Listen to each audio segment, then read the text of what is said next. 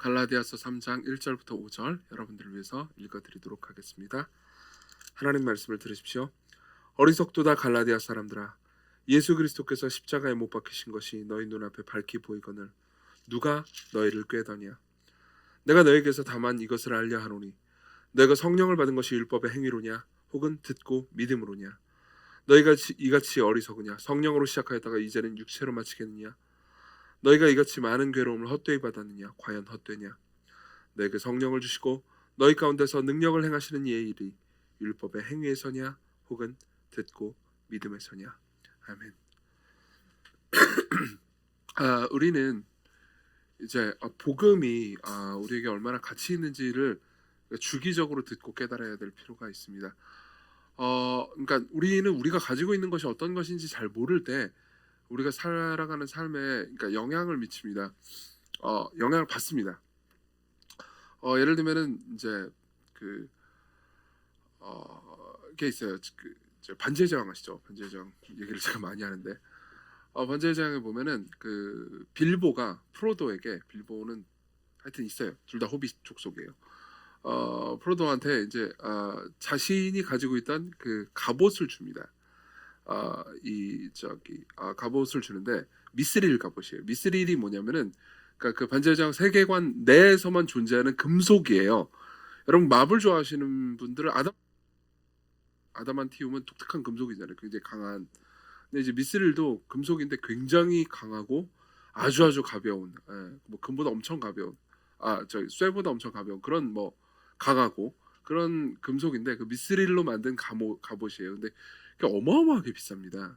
그래서 왕국 전체의 재산을 다 합쳐도 이걸 살 수 없을 정도로 비싼 갑옷이에요. 그리고 그걸 프로도는 모르고 있었어요. 모르고 있었는데 빌보가 이제 프로도에게 줬죠. 그러면서 나중에 이제 프로도가 아라곤을 만나서, 아라곤이라고 있어요. 잘생긴 사람. 대부분 아라곤을 좋아하죠. 아라곤을 만나가지고 이제 이야기를 하다가 이제 미스릴 갑옷을 발견하게 되거든요. 그래서 이제 아라곤이 미스릴 갑옷이 어떤 것인지에 대해서 그 가치를 가르쳐 줍니다. 그리고 나서 이제 프로도가 겁쟁이거든요. 되게 용기를 얻는 그런 장면이 나와요. 그러니까 내가 가지고 있는 것의 가치가 얼만큼 큰 것인지를 내가 아는 것은 내 생각과 삶을 변화시키게 되는 거죠. 그러니까 여러분들도 복음이라는 것이 어떤 의미를 가지고 어떤 가치를 지니고 있는지에 대해서 지속적으로 들으면서 여러분들의 삶을 형성해 나갈 때 여러분들이 삶이 계속해서 바뀌게 되고요. 그리고 삶을 대하는, 특히 고통이나 여러분들 삶에서 이제 가지지 못한 것을 대하는 자세가 바뀌게 됩니다. 그런 의미에서 이제 오늘 우리가 이제 본문을 통해서 복음을 좀 재발견해 보려고 하는데요. 본문에서 제일 많이 나오는 단어는 이제 성령입니다. 성령. 2절, 3절, 5절에 보면 이제 성령 하나님에 대한 이야기가 나오죠.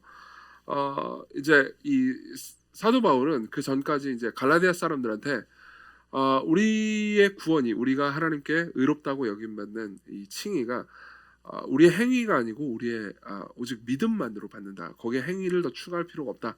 이런 얘기를 이제 쭉 해왔습니다. 오직 믿음만으로 하나님께 조건 없이 사랑받고 받아들여진다라는 이야기를 하면서 이제 3장으로 넘어가서는 연달아 질문들을 던집니다. 질문들을 던지면서 계속 성령에 관한 이야기를 3번이나 해요. 그렇기 때문에 이제 오늘 본문은 성령 하나님에 대한 이야기라고 생각해도 무방할 겁니다. 그래서 저는 첫 번째로는 이제 성령님에 대해서 사람들이 가지고 있는 일반적인 오해에 대해서 간단하게 본문을 통해서 말씀을 드리고요. 그리고 두 번째로는 성령님이 어떻게 일하시는지에 대한 이해를 생각해 보려고 합니다. 먼저 성령님이 하시는 일에 대해서 일반적으로 사람들이 가지고 있는 오해가 무엇인지 좀 생각을 해보죠. 바울은 계속해서 이제 4개의 질문을 던지거든요. 1절부터 제가 읽어드릴게요. 일단은 바울은 어리석도다부터 출발합니다. 야, 이 바보 같은 놈들아, 이렇게 이야기를 하죠. 약간 공격적입니다. 근데 조금 더 보다 보면 생각을 좀 달리하다 보면 이 공격적인 게 되게 위로가 될 수도 있습니다. 어리석도다 갈라디아 사람들아, 예수 그리스도께서 십자가에 못 박히신 것이 너희 눈앞에 밝히 보이거늘 누가 너희를 꾀더냐. 그러면서 2절부터 5절까지 질문을 4개를 던집니다. 어떻게 던지자면 이거예요. 내가 너희에게서 다만 이것을 알려 하노니 너희가 성령을 받은 것이 율법의 행위로냐 혹은 듣고 믿음으로냐. 답은 뭘까요? 너희가 어떻게 성령을 받았느냐? 거기에 대해서 답은 율법의 행위로냐? 열심히 노력해가지고 너희들이 율법을 지켰기 때문에 하나님께서 너희들에게 성령을 주셨느냐? 아니면 은혜로 말미암아서 오직 믿음으로 성령을 받았느냐? 답은 믿음입니다. 그렇죠? 그리고 3절에 보면 너희가 이것이 어리석으냐? 성령으로 시작하였다가 이제는 육체로 마칠 거냐? 라고 물어보는 거죠. 거기에 대한 정답은 뭐죠? 그러면 안 됩니다. 육체로 마치면 안 되고 성령으로 시작해서 성령으로 마쳐야 한다는 거죠. 여기서 육체로 마친다는 건 이런 걸 의미합니다. 그러니까 죄를 안 짓는 삶을 살다가 죄를 짓는 안 짓는 삶을 살다가 죄를 짓는 삶으로 마친다, 이런 의미가 아니고, 그러니까 내가 하나님 앞에 거룩하게 나아가고 하나님 뜻대로 살아가는 삶을 성령님의 능력을 통해서 그런 삶을 살려고 하다가 복음을 통해서 성령님의 능력으로 내가 거룩한 삶을 살려고 시도하다가 이제 그만두고 내 육체의 의지적인 노력으로 떨어지겠느냐? 너희들의 육체의 의지적인 노력으로는 스스로 거룩해질 수 없다, 이런 이야기를 해주는 거죠. 그리고 나서 너희가 이같이 4절은 너희가 이같이 많은 괴로움을 헛되이 받았냐? 과연 헛되냐? 너희들이 삶에서 겪었던 예수 그리스도를 믿는 믿음만으로 의롭다 하심을 받은 이 진리를 붙잡음으로써 여러 가지 괴로움과 고통을 받았는데, 이제 와가지고 그 모든 이 괴로움과 고통을 이제 와가지고 이제 교리가 바뀌어버리면, 하나님께서 오직 믿음으로 말미암아서 우리를 사랑해 주신다라는 이 가르침을 버려버린다면 너희들이 지금까지 받았던 모든 고통이 개고생 아니었겠냐, 헛된 거 아니겠냐, 이런 질문인 거죠. 실제로 사도 바울 본인도 삶에서 엄청난 고통을 겪었고, 그리고 그 엄청난 고통을 겪은 그 고통의 배경에는 예수 그리스도께서 우리를 대신하셔서 죽으시고 부활하심으로써 오직 믿음으로 우리가 하나님께 사랑받을 수 있다라는 메시지를 전했기 때문입니다. 그러니까 여기에 대해서 이제 생각이 바뀌면 사도 바울이 삶을 통해서 경험했던 모든 고난도 사실 개고생이 되는 거죠. 헛된 고통이 되는 거죠. 그리고 마지막 질문이 이겁니다. 너에게 성령을 주시고, 사실 2절의 질문과 똑같은데요. 너에게 성령을 주시고 너희 가운데 능력을 행하시는 이 일이 율법의 행위에서냐 혹은 듣고 믿음에서냐? 정답은 뭐죠? 듣고 믿음에서라는 거죠. 자, 여기서 우리는 이제 확실한 사실 하나를 좀 생각을 해볼 필요가 있습니다. 많은 사람들은 이런 오해를 합니다. 그러니까 여러분들 중에서도 이런 오해를 하신 분들이 계실지 모르겠습니다. 그러니까 워낙 교리적으로 많이 들었기 때문에 내가 구원을 받는 것, 하나님께 사랑받고 받아들이고 천국으로 가는 것은 내 행위와 의지적 노력이 아니고 믿음으로 말미암아 받는다라는 이야기를 많이 들었으니까 거기에 대해서는 생각합니다. 그렇지만 삶을 통해서 성령 충만한 삶을 살아가는 것 있잖아요. 그거는 내 행위로 인해서 이루어진다고 오해하는 겁니다. 실제로 제가 아주 오랫동안 이런 식으로 오해를 했었습니다. 그러니까 이런 거죠. 비슷한 거는 이런 겁니다. 내가 이제 예수님을 믿는 믿음만으로 구원을 받았잖아요. 그러면 이제 구원을 받은 이후의 삶은 이제 복음은 이제 처음 들었고 이제 기초를 통해서 배웠으니까는 이제 일종의 ABC 같은 거죠. 그러고 나서는 이제 내가 어떻게 살아야 되는지 배우고 어떻게 살지 말아야 되는지를 배움으로써 내가 이제 거룩한 삶을 사는 건 내 의지적 노력으로 말미암아서 생기는 거라는 거죠. 그리고 그 이후의 삶에서 내가 어떻게 하면 뭐 내 삶이 변화되고 부흥될 것인가, 그리고 내 삶이 충만해질 것인가 성령으로, 이런 것들에 대해서는 이제 더 많은 노력과 많은 의지적인 순종이 그 모든 것들을 좌우한다라고 생각을 하는 겁니다. 그래서 사도 바울은 2절과 5절에서 두 번이나 이 문제를 물어봄으로써 그게 율법의 행위에서냐 아니면 듣고 믿음에서냐라고 물어봄으로써 뭘 얘기해 주는 거죠? 우리가 성령 충만한 삶을 살아가는 것이 율법의 행위로부터가 아니고 듣고 예수 그리스도를 믿는 믿음으로 조건 없이 선물로 주어진다라는 것을 말해주는 거죠. 이거는 저한테는 이제 처음에 제가 갈라디아서를 공부할 때 저한테는 굉장히 큰 위로와 도전이 됐습니다. 실제로 그러니까 이전에 이런 식으로 생각을 되게 많이 했어요. 저는 지금도 그렇습니다만 항상 내적인 부흥을 갈망하는 사람이었습니다. 제가 이제 되게 좋아하는 것 중에 하나는 부흥의 역사를 살펴보는 것들이고요. 그리고 실제로 제가 내적으로 겪었던 내적인 부흥과, 그리고 사람들이 그러니까 복음으로 인해서 변화되는 내적인 부흥 같은 것들을 보면서 굉장한 감동을 많이 받았고요. 그리고 그런 것들이 계속 이제 우리 교회에서 그리고 제 안에서 이루어지는 것이 제게는 이제 일종의 로망인 거죠. 저는 여전히 그러니까 시광교회가 계속해서 복음을 듣고 복음의 은혜로 말미암아서 사람들이 변화되고 성령 충만해지기를 바랍니다. 뭐 조금 더 욕심을 내서 얘기를 좀 더 해보자면 저는 많은 사람들이 금요기도에 더 많이 오기를 바라고요. 그리고 실제로 금요기도에 와가지고 그 기도를 더 많이 하기를 바라고요. 그리고 충만한 기쁨과 은혜로 말미암아서 세상의 시름과 고통을 이겨낼 뿐만 아니라 세상을 거스르는 삶을 살게 되기를 바랍니다. 그리고 우리는 이걸 보통 성령 충만이라고 하죠. 그리고 이런 성령 충만한 사람들이 많이 나타나고 그리고 한 교회 내에서 집단적으로 이 일이 일어난다. 그럼 우리는 그것을 부흥이라고 부를 수도 있습니다. 근데 이런 측면들이 있는 거죠. 그 부흥은 어떻게 일어납니까? 예. 저는 예전에 이렇게 생각했습니다. 부흥이 일어나는 거는 내가 더 많이 기도하고, 예컨대 저는 이제 목회자로서 더 많이 기도하고 더 거룩한 삶을 살고 더 충만하게 살아가려고 되게 노력을 한다면은 하나님께서 거기에 대한 보상으로 부흥을 주신다. 하나님께서 거기에 대한 무언가 잘했구나 그러면서 이제 일종의 높은 시험 점수에 대한 상으로 그걸 주는 거라고 생각을 했던 거죠. 사도 바울은 그렇지 않다고 말합니다. 우리가 성령을 받은 것이, 성령의 능력으로 말미암아서 살아갈 수 있는 것이 행함이 아니고, 율법의 행함으로 말미암아서 그렇게 되는 것이 아니고 듣고 믿음으로 말미암아서 그렇게 되는 거라고 얘기하는 거죠.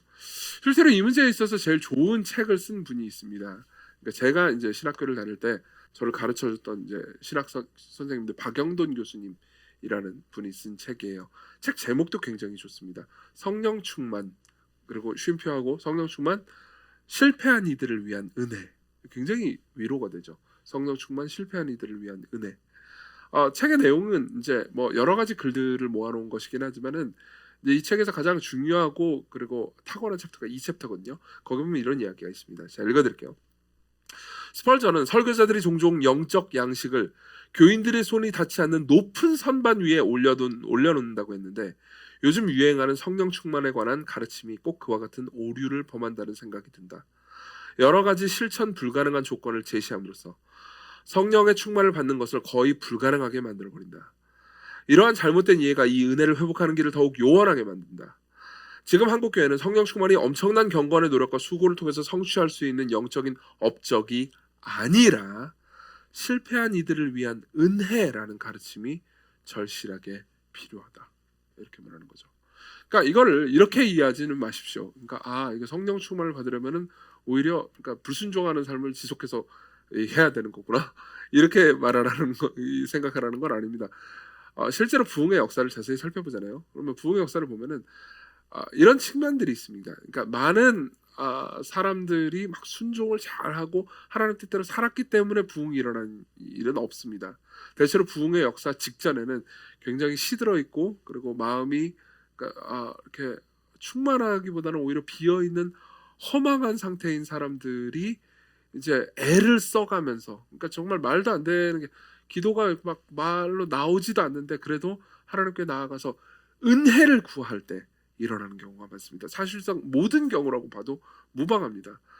실제 부흥의 역사들을 자세히 살펴보면은 대체로 대부분의 부흥의 역사가 그러니까 그다지 대단치도 않고 그리고 사실상 그다지 경건하다고 알려지지도 않은 사람들 몇몇이 모여가지고 그러니까 작은 기도 모임을 시작하다가 그 기도 모임으로부터 출발해서 그러니까 삽시간에 복음의 능력이 사람들에게 번져간 그런 일들이 굉장히 많습니다. 무슨 말이냐면 여러분들이 개인적인 하나님께 구하는 기도, 내가 주님 저는 이런 죄인입니다. 저는 이렇게 연약한 존재예요.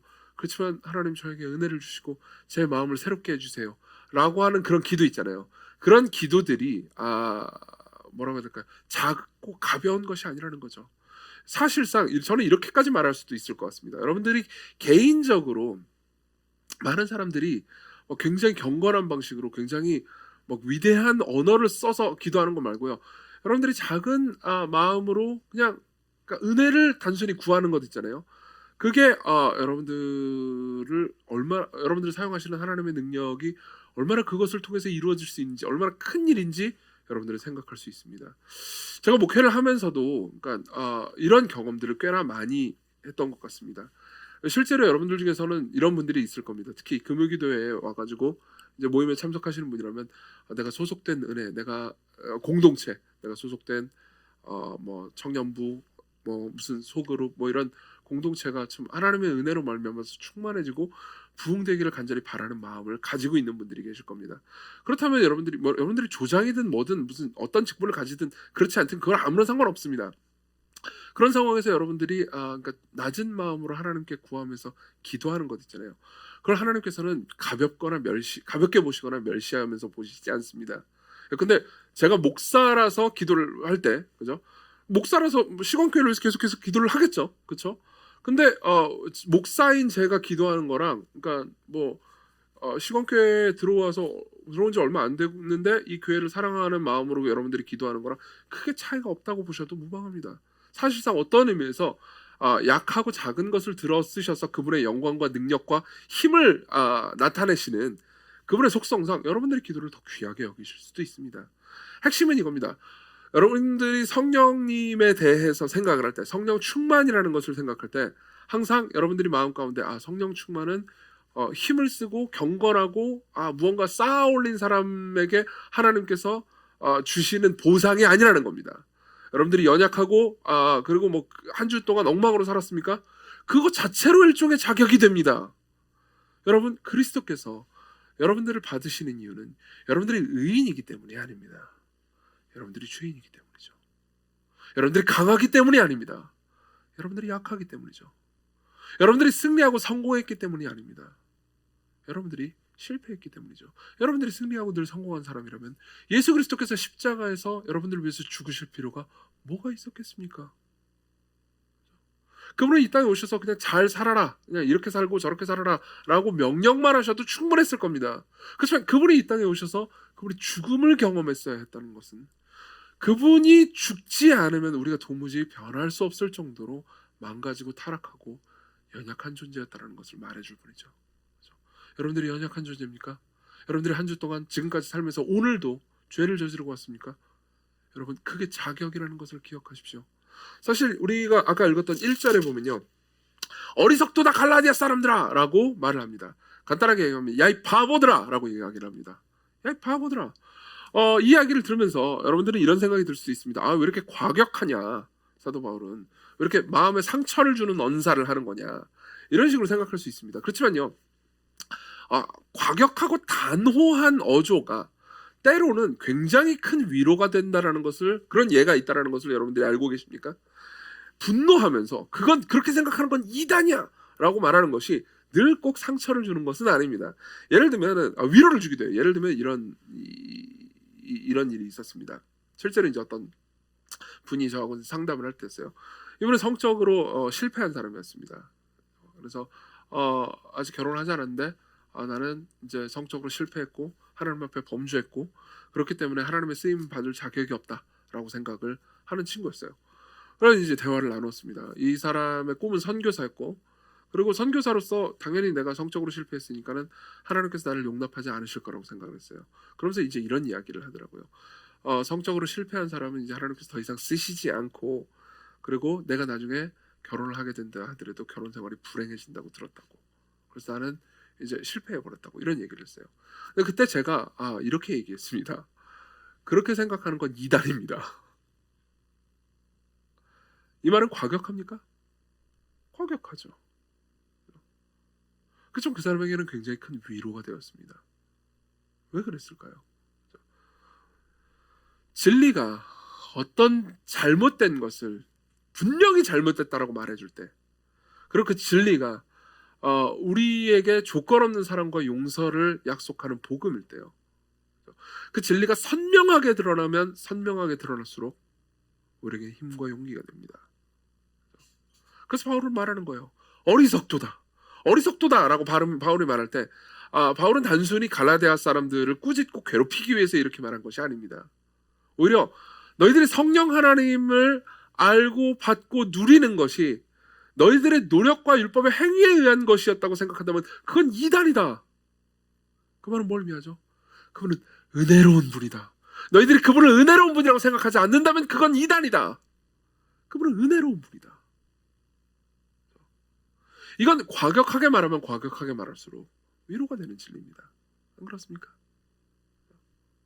자, 그럼 두 번째로 넘어가죠. 그럼 성령 하나님은 어떤 일을 하시는 겁니까? 우리가 성령 하나님께서 어떤 일을 하신다고, 어떻게 그분이 일하신다고 생각을 해야 되는 겁니까? 아까 이제 성령님의 일에 대한 오해를 얘기했으니까 이제 성령님의 일에 대한 이해를 좀 생각을 해보죠. 3장 1절과 2절을 한번 대조해서 생각해 봅시다. 제가 쭉 읽어드릴게요.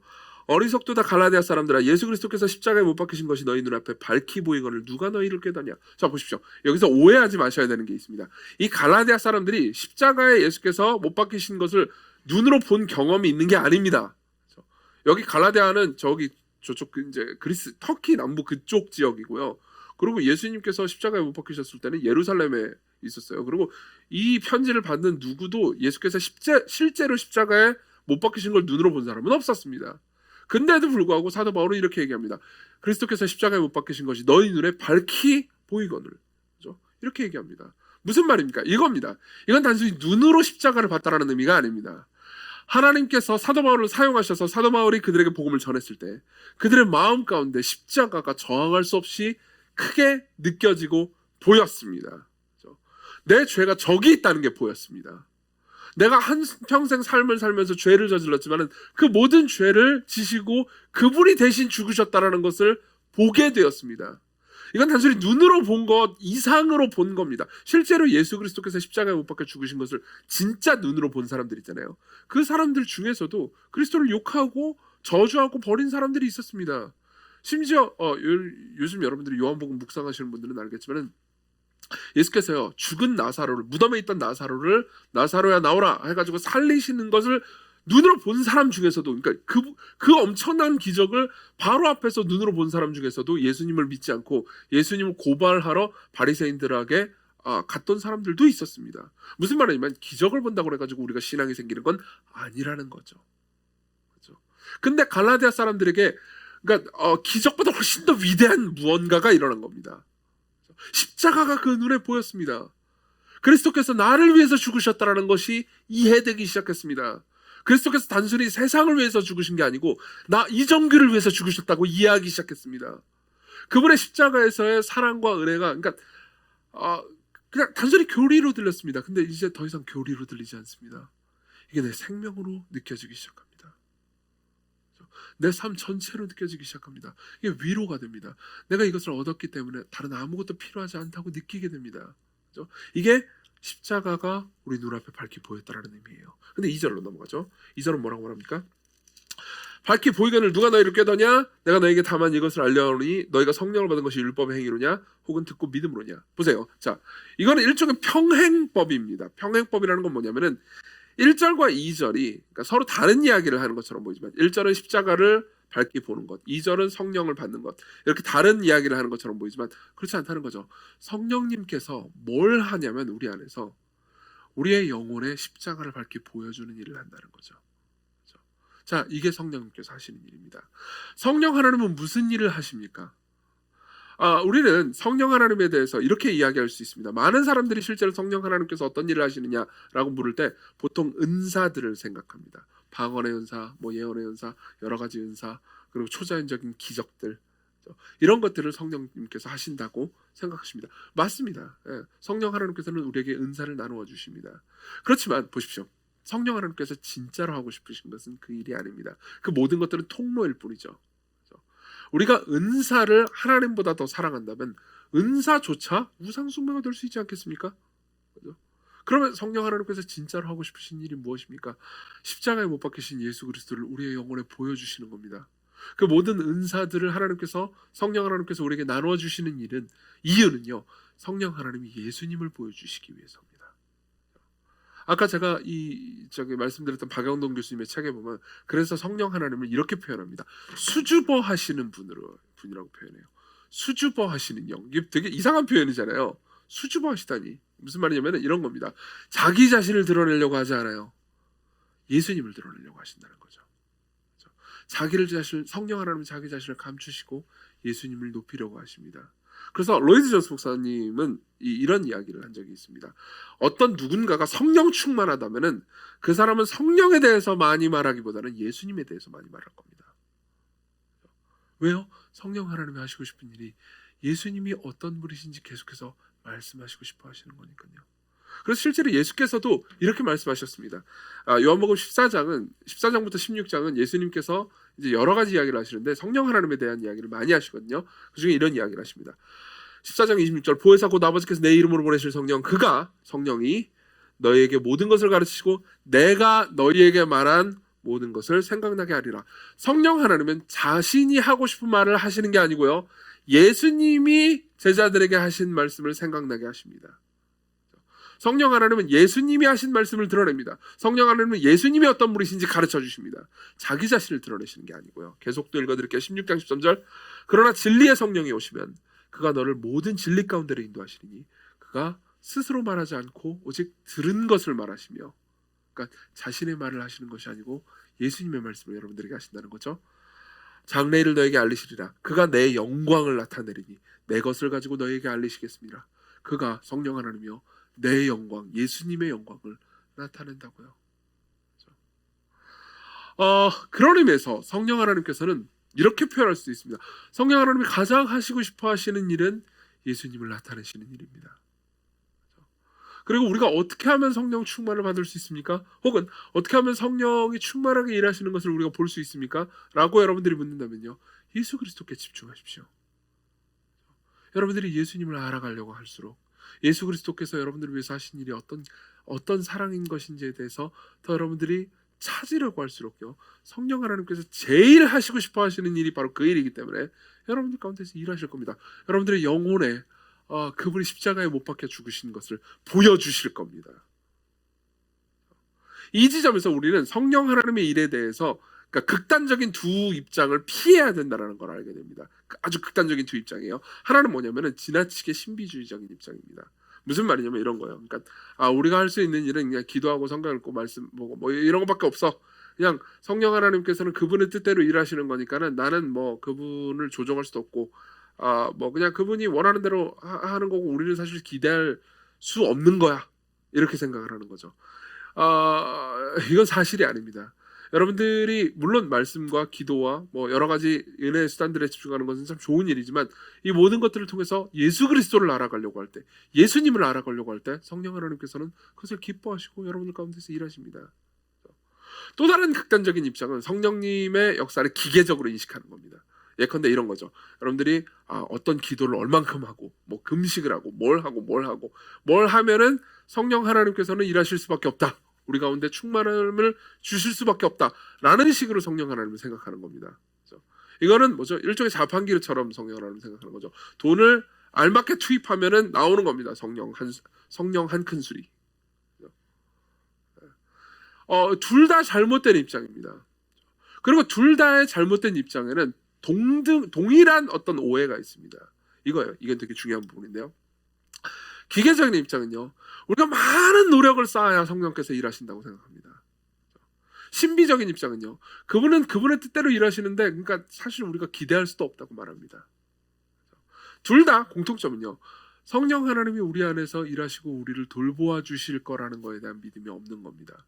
성령 충만은 성령께서 웬만하면 잘 안 주세요. 우리가 너무 빡세게 노력하거나 아니면 그냥 대충 그냥 잊어버리지 않을 정도로 그냥 신경을 끄지 않으면은 안 될 정도로 성령님은 좀 약간 인색한 분이라고 생각을 하게 되는 거죠. 뭐 성령 충만 그게 인생에서 가끔 오는 거지. 그거 참 힘든 일이더라고. 그 뭐 인간이라는 존재가 뭐 그냥 대충 삶에서 뭐 힘들면은 다 이게 대충 살아가는 거지. 성령 충만한 삶이 뭐 얼마나 되겠어. 그 말 뒤에는요, 그러니까 물론 대부분의 사람들은 성령 하나님을 탓하기보다는 자기 자신, 내가 죄인이니까 어쩔 수 없지, 이런 식으로 생각하긴 할 겁니다. 그렇지만 마음속 깊숙한 곳에서 여러분들 그렇게 생각한 적은 없습니까? 진짜 그분은 내가 신앙생활을 좀 제대로 해보려고 해도 좀 뭔가 안 도와준다, 뭔가 인색하다, 이렇게 생각해 보신 적이 있지 않습니까? 저는 그런 식으로 생각했던 적이 참 많았던 것 같습니다. 제 생각에 그러니까 저는 이런 적들도 많았습니다. 그러니까 설교를 할 때, 제가 여러분들에게 설교를 할 때 성령 하나님께서 은혜를 여러분들에게 많이 주시기를 제가 바랄 거 아닙니까? 그렇죠? 그러면 성령님께서 충만하게 일하기를 바라는데 늘 그런 일이 일어나는 건 아니잖아요. 그럼 이제 종종 이제 원망을 하는 거죠. 왜 그분은 이렇게 인색하신가? 이렇게 생각을 하는 거죠. 사실 되돌아보면은 저를 보호하기 위해서 하나님께서 적절하게 일하신 것들이 많았습니다. 왜냐하면 제가 설교를 통해서 여러분들을 예수 그리스도께 집중하게 하기보다는 설교자인 나에게 집중하게 하려고 할 때 그건 되게 위험한 일이잖아요. 무엇보다 저 자신에게 위험한 일이잖아요. 그때 성령 하나님께서는 저를 보호하고 싶어 하신다는 거죠. 그렇지만 보십시오. 그분은 인색한 분이 아닙니다. 그분은 후히 주시고 싶어 하시는 분입니다. 여러분들의 자격과 조건과 상관없이 그분에게 달라고 할 때 그분은 귀를 기울이십니다. 여러분들이 이 지점에서 이 말씀을 기억했으면 좋겠습니다. 로마서입니다. 이와 같이 성령도 우리 연약함을 도우시나니 우리는 마땅히 기도할 바를 알지 못하나 오직 성령이 말할 수 없는 탄식으로 우리를 위해 친히 간구하신다고요. 그분은 감정이 없으신 분이 아닙니다. 그분은 인색한 분도 아닙니다. 그분은 탄식하시는 분이십니다. 그분은 여러분들을 사랑하셔서 탄식하시는 분이십니다. 그것을 기억하면서 기도하십시오. 그분이 여러분들에게 예수님이 어떤 분이신지, 예수님께서 얼마나 여러분들을 깊이 사랑하시는지, 예수님께서 얼마나 여러분들을 위하셨는지에 대해서 가르쳐 주심으로써 여러분들을 먹이고 싶어 하십니다. 말할 수 없는 탄식으로 기도하시면서요. 그게 성경의 가르침이에요.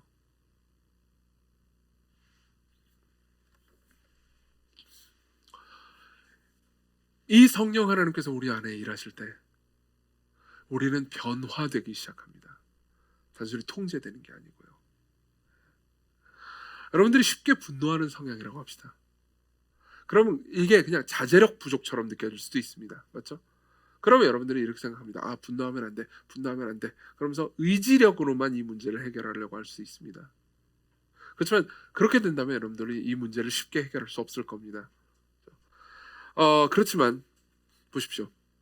여러분들이 성령 하나님을 찾습니다.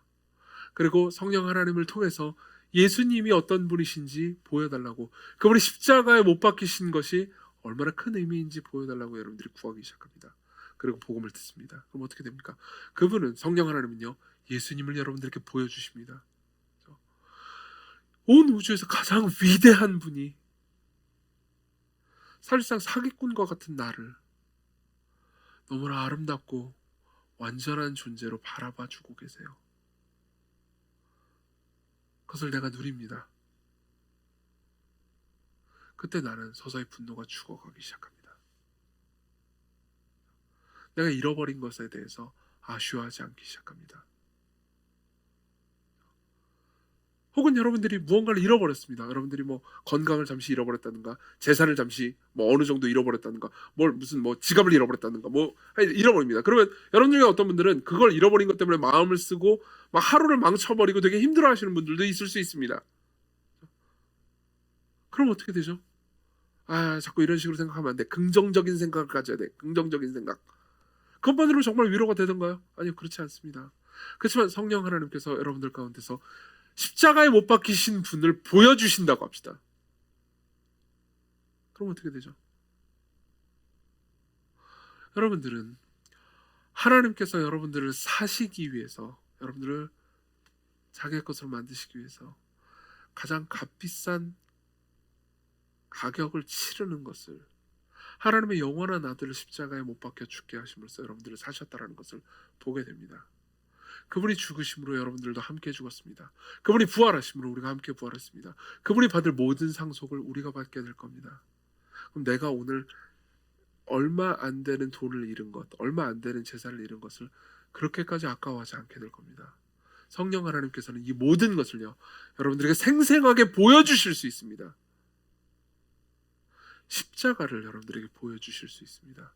아까 우리가 불렀던 찬송이 있죠. 십자가 십자가 내가 처음 볼 때